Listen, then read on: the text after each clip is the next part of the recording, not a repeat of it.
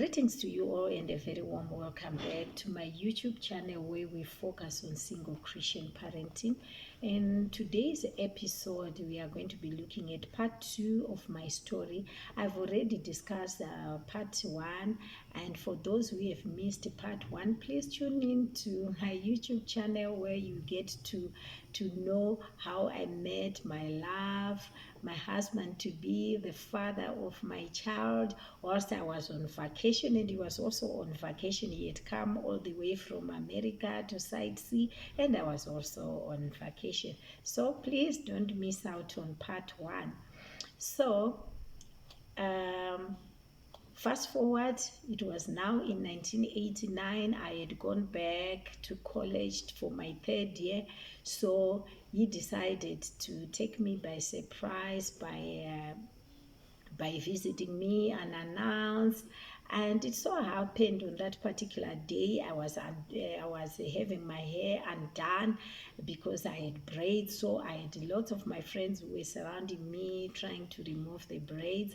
Little did I know that he had arrived, and one of the first ladies that she asked, she knew me and she took me to my hostel. And that is when he found me in a mess. The hair was all over with the dandruff. You can imagine the mess that I was in, but that didn't matter. The moment that they said someone wanted to see me, remember there was hair that was covering my face. When I removed the hair, I saw him. I just screamed and I jumped on him. Then it was the best moment ever for me at that particular time that I can still remember even now. And he waited whilst my friends were undoing my hair.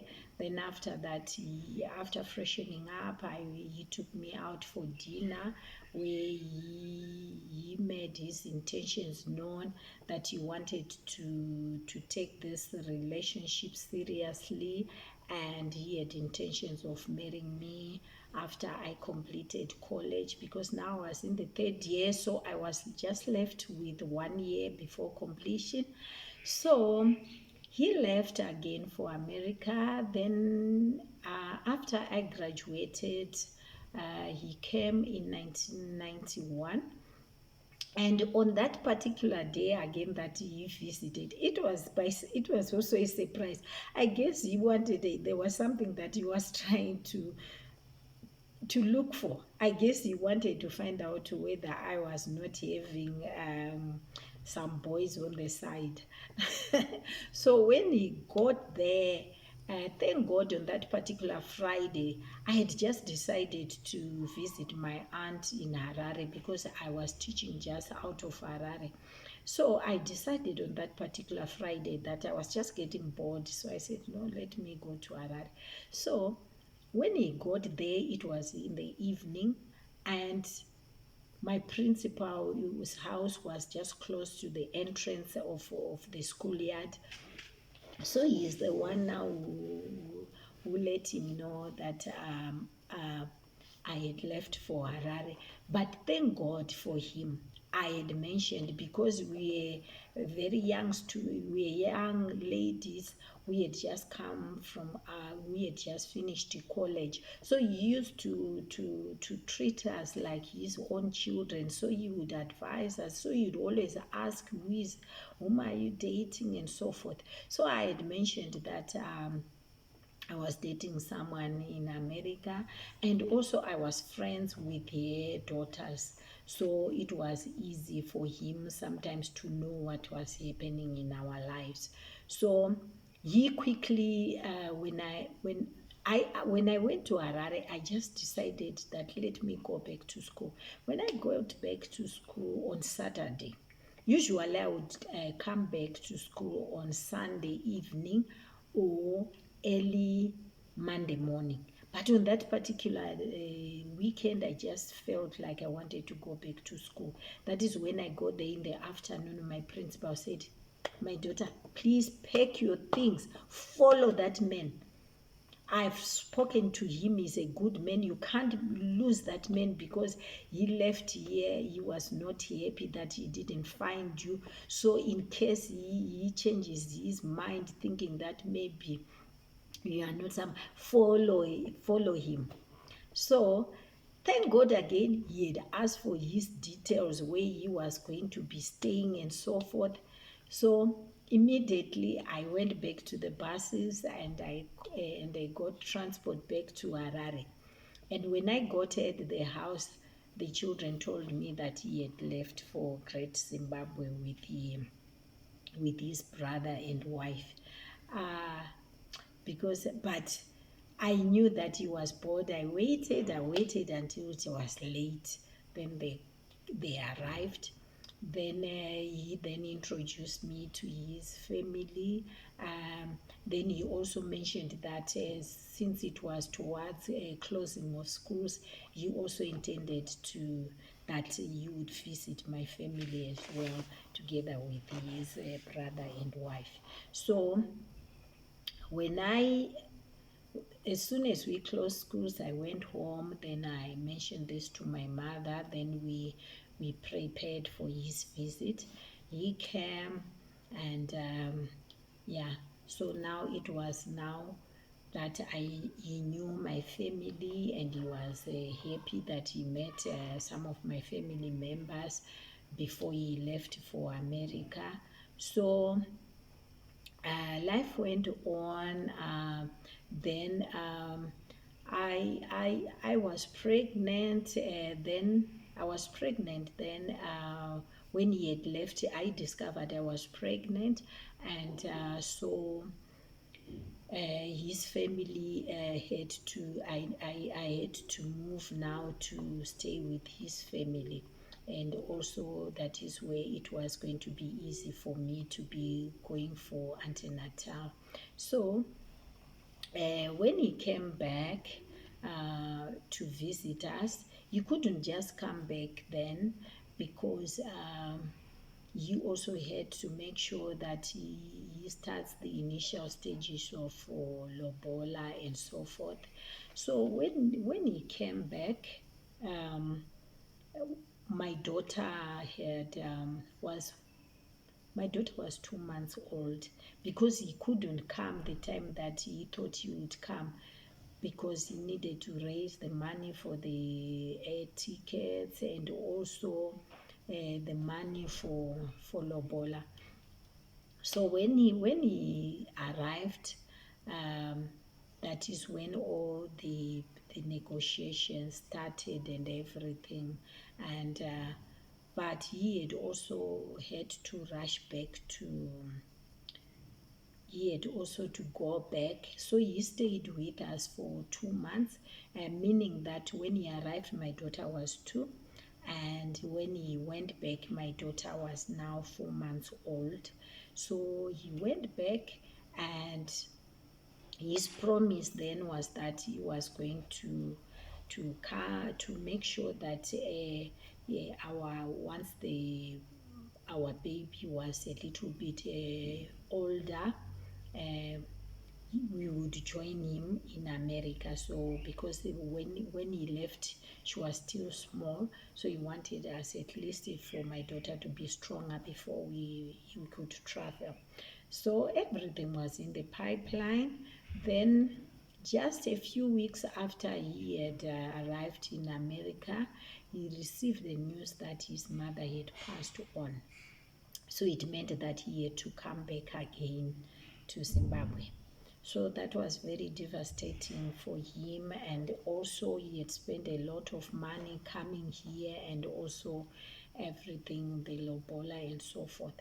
So when when he came this time around for the funeral, he didn't stay much because he had to go back to work. So he went back. That was in this happened in 19, yeah, I think it was still in 1992 when this happened, in 1992. So it so happened that we continued communicating, but because he had spent a lot of money, this time around he couldn't come, and he continued pushing that as soon as things were in order, it was going to be us who were going to join him in America. So we had those plans, and I was so happy that eventually I was going to be staying with him and together with our baby. So 92, 93, 93, still nothing had come up. He was still trying to raise money. Then in 1994, we are still communicating. I remember in August of 1994, he called me, and that was the longest call that we ever had. I was at my parents' place. We spoke for a long time, a very, very long time, where he was just talking about what he was intending, what he was thinking for about us, and so forth, and also some of the things that he owned in Zim, mentioning even names of other people where our properties would be. And during that visit, when he came to for the Lobola negotiations, he even showed me some of one of his properties that he had bought, which was close to my parents' place. So he had his things planned, and we were looking forward for all these good things that we were going to have. So that was in August. Then I went back to my place where I was teaching, and by then my daughter was now staying with my parents because we wanted her to be closer to all the utilities in the event that she needed maybe medical attention, or maybe if she was going to go to a crash. So we wanted her to be closer to those utilities. And also my parents, it was easier if she was going to, my mom was going to be taking care of her also with the help of the maid. But yeah, so things were like that. Then it so happened that it was now December of 1994. I remember that time I had a challenge. I had a health challenge, so I had to leave my home town to go to Harare again, to my aunt's place. I was very close to my aunt, my mom's younger sister. So I went again because I was supposed to see the doctor for a procedure. So my mom asked my younger sister to accompany me so that she would assist if ever I needed help. So whilst we were there, on the 31st of December to be precise, people were waiting over this crossover where they would be watching music on TV until the following day, which was going to be the first. So on that particular day, I don't know, because after that procedure, I was still not 100% okay. So I was just feeling low, and whilst the others were watching, I was already in bed. So they were encouraging me to come, but somehow I was just feeling not okay. So it so happened that the following day, which was the 1st of January 1995, I woke up. Somehow when I woke up, my face, the lips, the upper lip, it was swollen, like very much swollen, but I didn't know what was happening to me. It just happened that my lower part, the lower part of my face was swollen. So I couldn't be like mingling with the other members of the family. So I just kept to myself in the bedroom. I would come back, come out, come to sit, watch TV a bit, but I was just feeling low until two of my aunts arrived. Two of my aunties, they arrived. And when they arrived, after greeting us, they seemed not to be very happy, and they just mentioned that they had brought some bad news. And they mentioned that the father of my child, my love, and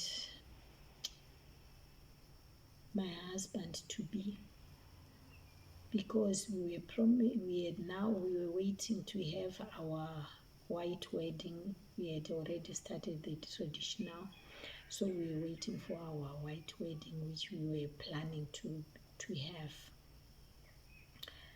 They said that he was shot on the 28th of December, and unfortunately he was hit. The first bullet, the other bullet hit him like on the forehead, and when he fell, he was shot again at the back. So he was admitted in hospital, and they were trying to resuscitate him, and he was on life support from the 28th until the fateful day on the 31st of December. They had to switch off the machines because he was brain dead.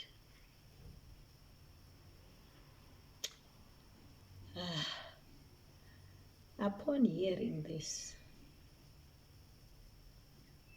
I thought I was dreaming. I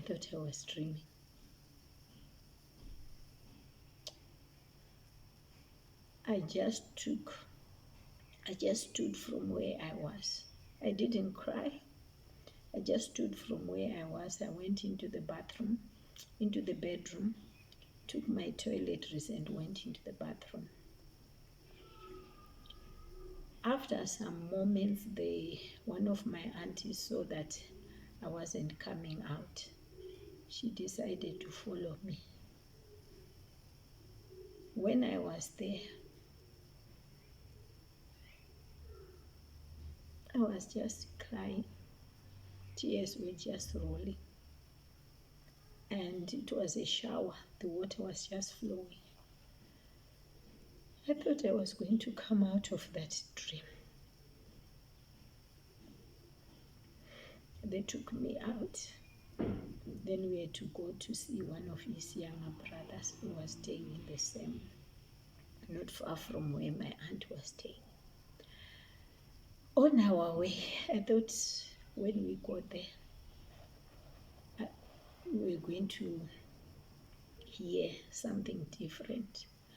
But upon arrival there, I saw lots of cars that were there.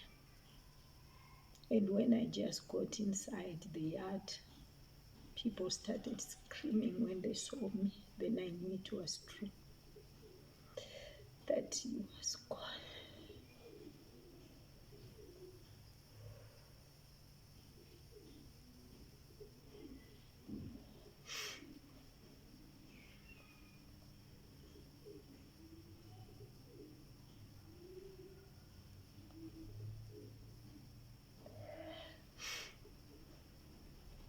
We had to wait for 12 days before his body arrived. And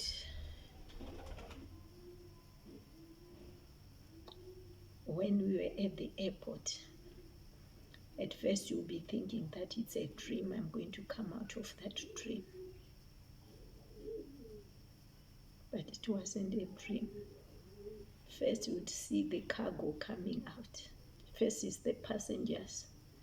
after the passengers, the cargo, until I saw that container with a cross. Then I knew it was him. I screamed and I collapsed twice. I fell, and the authorities at the airport that they said that my family must take me aside as it is going to disrupt other passengers, other people who were waiting for their loved ones. That is when my life changed. My life changed. I was crushed. I was wounded.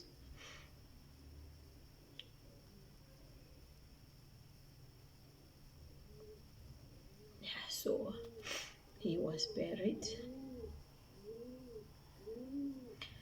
and the picture that pained me the most, he was handsome, but when he was in that coffin, looking at his face that was swollen, I couldn't even identify him. But